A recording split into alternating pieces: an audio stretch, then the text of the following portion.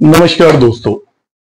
आज जो हमारा विषय है, सब्जेक्ट है क्लास का, वो एक बहुत ही इंपॉर्टेंट स्पिरिचुअल और as well as astrological topic पर हम आज विवेचना करने वाले हैं।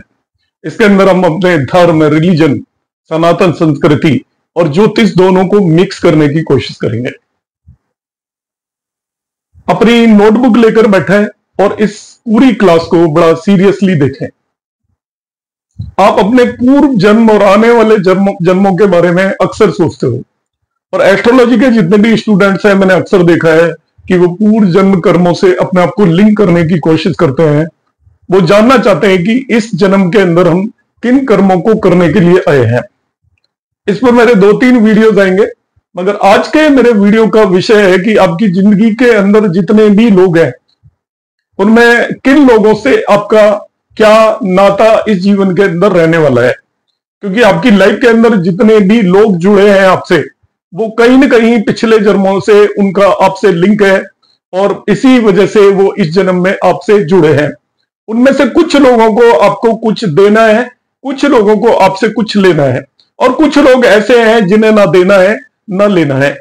आपने सुना होगा, हम अक्सर देखते हैं हमारे यहाँ पर लोकल जो से होते हैं कि यदि आपका कोई कुछ पैसा लेकर चला जाता है तो हम क्या कहते हैं कि हो सकता है हमारे पिछले जन्मों का कुछ कर्ज हो, या हमने किसी के पैसे देने हो और हम नहीं दे पाते हैं तो हमारे मन के अंदर हम सोच सकते हैं कि हो सकता है हमने पिछले जन्म में इससे कुछ लेना हो, या आदमी आपकी कोई मदद कर देता है बगैर मतलब में। कभी भी हम ऐसा सोचते हैं, और ये अक्सर सोचते हैं हम। अभी ये ऐसे ही नहीं सोचते, इसका एक स्पिरिचुअल एज वेल एज ज्योतिष आधार है, और उसी आधार की हम बात करेंगे। इसको बोलते हैं ऋणानुबंधन। आप किसके घर में पैदा हुए, आपके कौन पिता है, आपका कौन बेटा है, वो ऐसे ही नहीं सब पैदा हो जाते हैं। हम एक दूसरे से लिंक होते हैं पूर्व जन्मों से।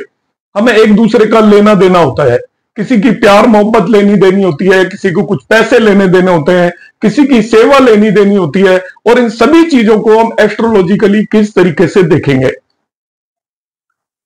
अभी आपको एक खुशखबरी दे रहा हूं कि मेरा भृगुनंदी नाड़ी का कोर्स आ रहा है 1 जुलाई 2025 से, और केपी एस्ट्रोलॉजी का कोर्स आ रहा है 15 जुलाई 2025 से। लिमिटेड सीट्स अवेलेबल है।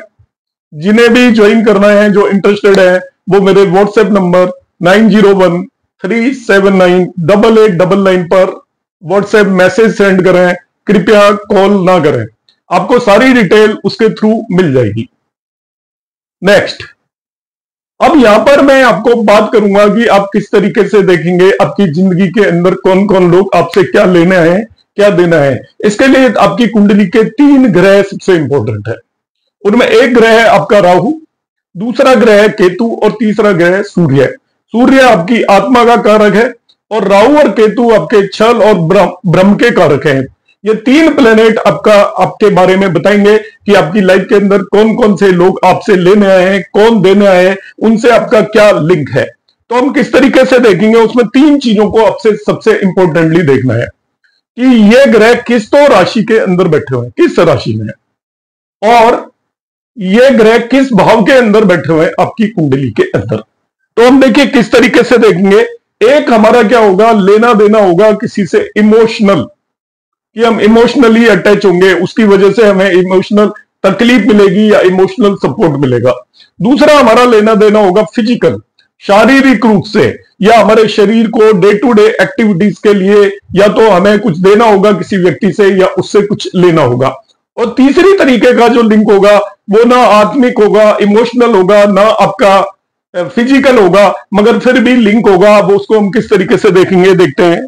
सबसे पहले आप देखिए आपकी कुंडली के अंदर राहु की स्थिति। मैंने यहां पर एग्जांपल लिया हुआ है, आपको नहीं भी दिख रहा हो तो देखिए यहां पर राहु में बता देता हूं 4 साइन में है। सपोज कैंसर साइन में आपकी कुंडली के अंदर राहु है। अब आप जिस भी व्यक्ति से आपका लिंक है, चाहे आपकी संतान है, आपका बेटा है, बेटी है, दादा है, दादी है, माता है, पिता है, कोई फ्रेंड है, आप उसकी कुंडली के अंदर जाकर देखिए। ये जो राहु है इसकी कुंडली के अंदर जाकर देखिए राहु को। राहु 4 साइन में जिस भी राशि में है, उस राशि के अंदर उस व्यक्ति का यदि चंद्रमा है, मून है,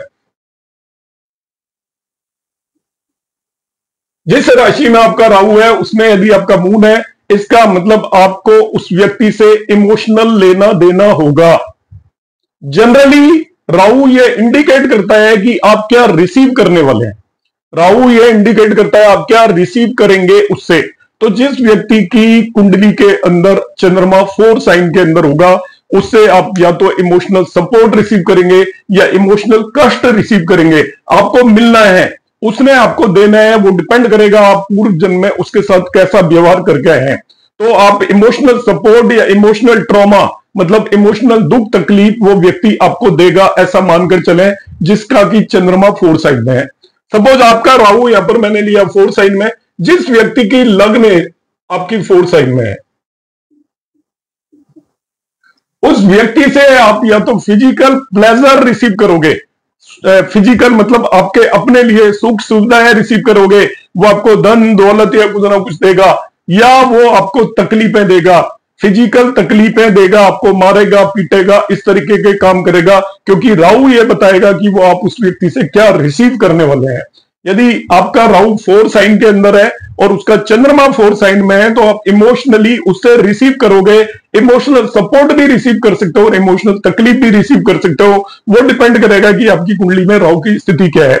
यदि राहु आपका जिस भी साइन के अंदर है आपकी कुंडली में, जैसे यहाँ पे 4 साइन में है, आप जिस व्यक्ति के बारे में देख रहे हो, यदि उसकी कुंडली की लग्न में 4 साइन है, मतलब उसकी लग्न या असेंडेंट 4 साइन है, तो उस व्यक्ति से आप फिजिकल हैप्पीनेस या फिजिकल डिफिकल्टीज रिसीव करने वाले हो, या तो वो आपको फिजिकल हैप्पीनेस देगा या फिजिकल परेशानियां वो आपको देने वाला है, ऐसा निश्चित मानकर चलिए।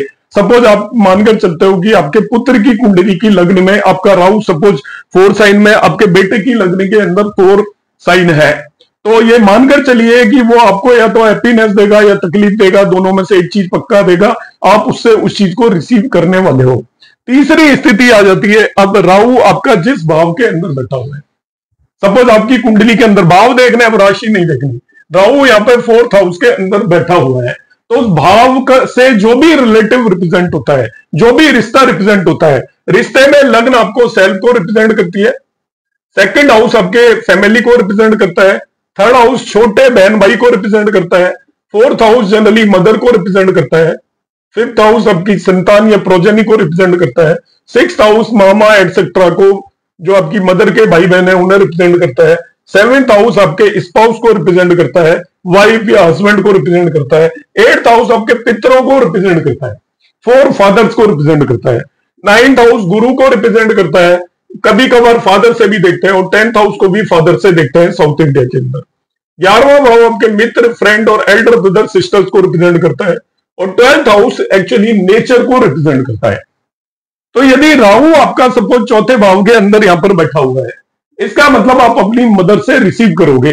अब मदर से कोई शारीरिक तकलीफ या फिजिकल प्रॉब्लम तो रिसीव करोगे नहीं, तो मदर से आप वेल्थ रिसीव करोगे, आप ऐसा कह सकते हो। फिजिकल प्लेजर फ्रॉम मदर से मतलब आपको सुख सुविधाएं मिलेंगी उसके थ्रू, और तकलीफें भी आप मेजर। सपोज किसी का राहु 7th हाउस में बैठा हुआ है, तो वो अपने स्पाउस वाइफ या हस्बैंड से फिजिकल प्लेजर रिसीव करेगा और फिजिकल तकलीफ भी रिसीव कर सकता है। यहां पर रिसीव का आपको बताएगा कि आप किसी से क्या रिसीव करोगे, वो आपका राहु जिस भी राशि के अंदर है, जिस व्यक्ति की चंद्रमा उसी राशि के अंदर है, तो वो आपको इमोशनली वो चीजें देगा। अच्छाई भी दे सकता है, बुराई भी दे सकता है, इमोशनल सपोर्ट भी दे सकता है, इमोशनल तकलीफ भी दे सकता है। जिस व्यक्ति की लग्न यदि आपकी कुंडली में राहु जिस भी राशि में है, जिस व्यक्ति की लग्न उसी राशि में है, वो व्यक्ति आपको फिजिकल प्लेजर देगा या फिजिकल तकलीफ देगा, आप रिसीवर हो उस केस में। प्लेजर भी आप ही को रिसीव करना है। यदि राहु की स्थिति आपकी कुंडली में खराब है तो व्यक्ति आपको तकलीफें देगा, आप ये मानकर चलिए। 3rd वन में राहु का आप भाव देखिए कि आपकी कुंडली में भाव कौन से में बैठा हुआ है, उस भाव से रिलेटिव से आप डेफिनेटली रिसीव करोगे, फिजिकल समथिंग रिसीव करोगे। अब वो पॉजिटिव भी हो सकती है, नेगेटिव भी हो सकती है, वो डिपेंड करेगा कि आपकी अपनी कुंडली में राहु की क्या स्थिति है। अब आता है दूसरा इंपॉर्टेंट प्लेनेट जो मैंने बताया था, वो है केतु। केतु ये बताएगा कि आपने किसको क्या देना है। राहु ने ये बताया आपने किससे क्या लेना है, तो केतु आपको बताएगा आप गिवर होगे इस केस में, उस व्यक्ति को आपने देना है। अब केतु आपका जिस भी राशि में है, जैसे यहां पर 10 साइन में है, तो हमें क्या देखना है, उस किसी भी व्यक्ति के बारे में आप देख रहे हो, उसका यदि 10 साइन में चंद्रमा है, मून साइन उसका 10 है, तो उसको आप इमोशनल सपोर्ट दोगे पॉजिटिव वे में, या इमोशनल तकलीफ दोगे, उसे आप दोगे, उसे आप रिसीव नहीं कर रहे हो, आप उसे इमोशनल सपोर्ट दोगे या उसे इमोशनल तकलीफ दोगे। दो चीजें आप दे सकते हो यदि केतु आपका जिस राशि में है, उस राशि में उस व्यक्ति का चंद्रमा है।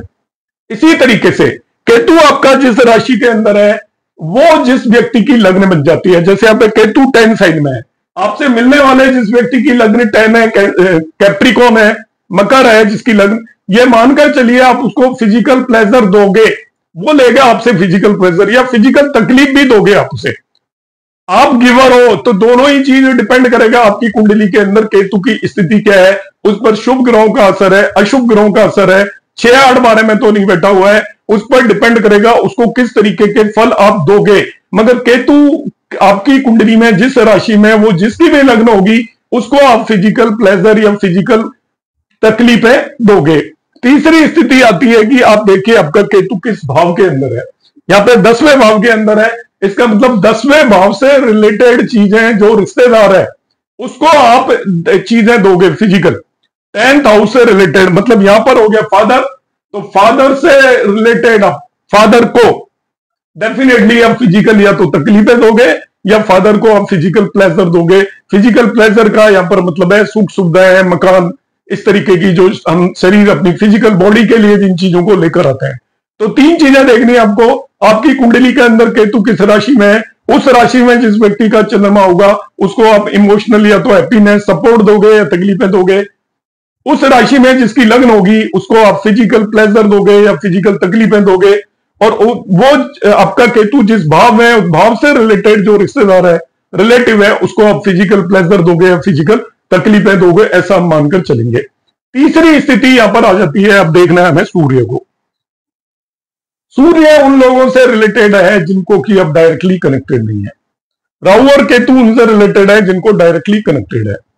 सूर्य आपका जिस भी राशि के अंदर है, अब वो देख लीजिए, उस राशि में जिस भी व्यक्ति का चंद्रमा है, उस व्यक्ति से आपका एक इमोशनल कनेक्ट बनेगा, और वो ऐसा इमोशनल कनेक्ट बनेगा कि आपस में आप दोनों का कोई भी रिश्ता नहीं होगा, आप शायद एक दूसरे को जानते भी नहीं होंगे, तभी भी एक इमोशनल कनेक्ट बन जाएगा। इमोशनल कनेक्ट ऐसे बनेगा, सपोज आप किसी पार्क में जाते हो, किसी व्यक्ति को आप रोज देखते हो ना, आपकी कोई एक दूसरे से कोई बातचीत नहीं है, फिर भी आप एक दूसरे से इमोशनली कनेक्ट हो जाते हो, आंखों ही आंखों में कनेक्ट हो जाओगे, आपस में एक्चुअली आपका किसी भी तरीके का कोई भी कनेक्शन फिजिकली नहीं होगा, इमोशनली कनेक्ट ऐसा हो जाएगा, आपको पता चला इस व्यक्ति को कोई प्रॉब्लम है, आपको अंदर से बुरा फील होगा, या आपको पता चला ये व्यक्ति को कुछ अचीव कर लिया, आपको किसी और ने बता दिया, आप पार्क में केवल उसे देख रहे हो, आपका कोई भी कनेक्शन नहीं है, आप महसूस कर सकते हो जो चीज मैं बता रहा हूं, तभी भी आप उसके लिए इमोशनली बेटर फील करोगे। इसी तरीके से यदि आपका सूर्य जिस राशि के अंदर है, वो जिस भी व्यक्ति की लग्न है, उससे आपका फिजिकल कनेक्ट बनेगा डेफिनेटली इस जमाने में। अब फिजिकल कनेक्ट कैसे बनता है देखिए, आप ट्रेन से या बस से रोजाना कहीं चल के जाते हो, बस से जाते हो, तो आप जिस पर्टिकुलर बस से जाते हो उससे और 2-4 लोग किसी बस स्टॉप से चढ़ते हैं, आप भी उसी बस से रोड ट्रेवल कर रहे हो और वो भी कर रहे हैं, ना आप उन्हें जानते हो ना आप वो आपको जानते हैं, मगर एक दूसरे को देखकर एक फिजिकल कनेक्ट आपका डेली बेसिस पर रेगुलरली बनता है। हम कहीं पर्टिकुलर योगा क्लासेस में जाते हैं, वहां 200 आदमी आपके योगा क्लास ज्वाइन कर रहे हैं, हम वहां जाते हैं, कुछ पर्टिकुलर लोगों से हम रोज देखते हैं, ना उनसे हमारी कोई मुलाकात है, ना ही हमारी उनसे कोई बातचीत है, मगर हमारा आपस में एक फिजिकल कनेक्ट बनेगा डेफिनेटली। तो हम जिन भी लोगों से मिलते हैं, ये मानकर चलिए कि वो आपको पूर्व जन्मों से किसी न किसी तरीके से लिंक है। आपकी कुंडली में जहां पर सूर्य है, उस पूरे महीने के अंदर जो भी लोग आपका जन्म होते हैं, उन सभी का एक्चुअली सूर्य साइन सेम होता है, ये मानकर चलिए। आपकी कुंडली के अंदर जो भी सूर्य जहां पर भी है, वो जिस भी व्यक्ति की लग्न बनेगी, वो जिस भी व्यक्ति की लग्न बनेगी, उन लोगों से आपका एक फिजिकल कनेक्ट होगा बगैर जाने पहचाने। मतलब आप ऐसी जगह पर पहुंचोगे जहां पर वो भी लोग पहुंचेंगे, और अक्सर पहुंचेंगे बगैर किसी कनेक्ट के। तो हम ऐसा देखते हैं कि हम देखते हैं इस व्यक्ति को हमने बार बार कहीं देखा है, बार बार एनकाउंटर होती है, जबकि हमारी कभी बातचीत नहीं होती, सालों से हम एक दूसरे को देख रहे होते हैं। वो ऐसे व्यक्ति होते हैं जिनका सूर्य आपकी जो सूर्य है जिस राशि के अंदर है वो उनकी लग्न होगी। इस तरीके से हम इसको कनेक्ट करने की कोशिश करते हैं। और लास्ट वन आ जाता है आपका, यदि आपका सूर्य है जिस भी राशि के भाव के अंदर है, जिस भी भाव के अंदर सूर्य है, उससे पता चलेगा उस भाव से रिलेटेड रिश्तेदारों से आपका डायरेक्टली कनेक्ट होगा। हालांकि वो कनेक्ट इस तरीके का नहीं होगा, बहुत अच्छे तरीके से एसोसिएट हो गए उन लोगों के साथ। जैसे यहां पर 11th हाउस के अंदर आ गया, इसका मतलब फ्रेंड्स और बड़े बहन भाई से आप पूरी तरीके से कंप्लीटली अच्छे तरीके से एसोसिएटेड हो गए। सपोज आपका ये 7th हाउस में हो जाता है तो आपके स्पाउस से आप पूरी तरीके से एसोसिएटेड हो गए, आपकी आत्मा से उनका लिंकअप होगा, ये मानकर चले। आपका सूर्य जिस भाव के अंदर बैठा हुआ है उस भाव से रिलेटेड रिलेटिवों से इंटरनली आपको एक लगाव होगा, या आत्मा से आपका उनका कनेक्शन होगा। तो इस तरीके से हम जो पूर्व जन्म में हमने क्या किए हैं और इस जन्म में किन लोगों से हम कनेक्ट हैं, उन लोगों से हमारा किस तरीके का कनेक्शन होगा, किस किस से, वो हम देख सकते हैं। आपके राहु, केतु और सूर्य है। आपको केवल 3 बातें देखनी है। इनमें से जो राहु है वो आपका, आप रिसीव करने वाले हो, you are receiver. Ketu represent करेगा आपको किसे देना है, गिवर। और सन बताएगा नहीं रिसीवर है नहीं गिवर है, मगर उन लोगों से अनजाने में आपका क्या कनेक्ट है। अब राहु जिस भी राशि के अंदर है, वो जिसका चंद्रमा जिस व्यक्ति का उस राशि में है, उसको आपने इमोशनल सपोर्ट देना है, अच्छा या बुरा जैसा भी। आपका राहु जिस राशि में है, वो जिसकी भी लग्न बनती है उसको आपने फिजिकल प्लेजर या तकलीफ देनी है, आपने देनी है। केतु के केस में आपको सॉरी माफ कीजिएगा मैं गलत बोल गया। राहु के केस में आपको मिलेंगी, यू विल रिसीव, और केतु के केस में आपको देनी है। और सूर्य के केस में ना देनी है ना लेनी है, मगर आपका उनसे किसी से आपका फिजिकल कनेक्ट होगा, किसी से आपका इमोशनल कनेक्ट होगा और किसी से आपका आत्मा के थ्रू कनेक्ट होगा। तो इस तरीके से हम किसी भी व्यक्ति जो आपकी लाइफ के अंदर है उसकी कुंडली देखकर, जैसे आप देखते हो ना कि पता नहीं इसका मुझे क्या देना है, आपको बार बार वो आपसे कुछ ले जाएगा और आपको लौटाएगा नहीं, और फिर भी आप उसे देते रहते हो। आपका पैसा कोई खा गया, आप देखिए क्या कनेक्शन बनता है कि नहीं बनता है। हो सकता है आपको उसे देना हो पिछले जन्म का। इसी तरीके से आपको कहीं से कोई सपोर्ट मिल रहा है, आप देखिए क्या पता कुछ कनेक्ट बनता हो कि पिछले जन्म का उसने आपसे कुछ ले रखा हो, इसलिए वो बार बार आपको सपोर्ट कर रहा हो। अननोन लोग भी कई बार हमें सपोर्ट कर देते हैं, कई रिश्तेदार सपोर्ट कर देते हैं, और कई आपका पैसा खा जाते हैं। ये सब आपके पूर्व जन्मों की डीड्स की वजह से होता है। अब आपको वो कनेक्शन पॉजिटिव होगा या नेगेटिव होगा, ये आपका राहु, केतु और सूर्य की स्थिति पर डिपेंड करेगा कुंडली के अंदर।